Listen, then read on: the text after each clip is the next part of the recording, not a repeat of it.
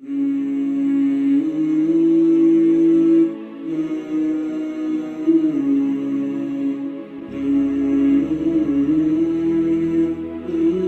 Christian birth name is Joanne. I am 40 years old and live in East London.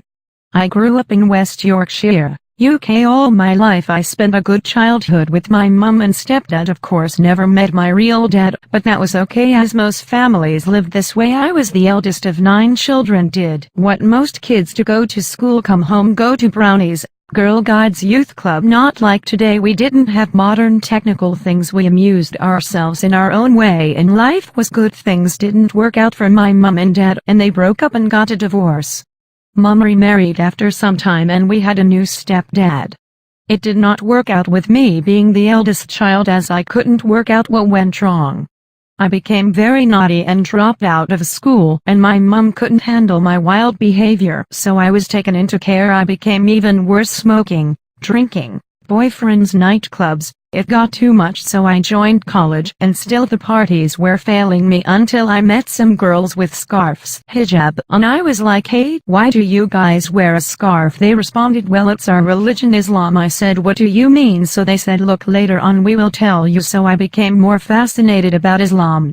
I got some books to read up, and I did for a while. I said, "You know what, I want to be a Muslim like them, as they are always looking nice and smart. They don't party or mix with boys." So I asked my friend how I could become a Muslim, and she told me, "When you are ready, I will take you to the masjid." I was so excited. She said, "But please don't drink. Islam is a clean and pure religion." I said, "Okay, fine." So that night was sleeping when I was walking by a bright light, and right at the end of my bed stood a man pure as driven snow. He looked old, but unlike anyone I have ever seen. His beard was white, his clothes also pure and crisp. He didn't speak, he looked and smiled. So the next day went back to college to tell my new friends what I saw, and basically they said, "Wow, mashallah, your spirit guide, it's your intention from heart that made you see him," and he smiled, so he must have been happy with your good change of religion.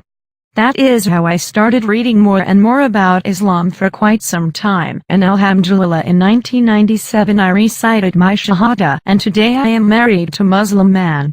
One thing I would like to mention to all my Western sisters: that party, alcohol, smoking, boyfriend, which are now fundamental part of our lives, is very temporary, and one does not get in peace, happiness or solace.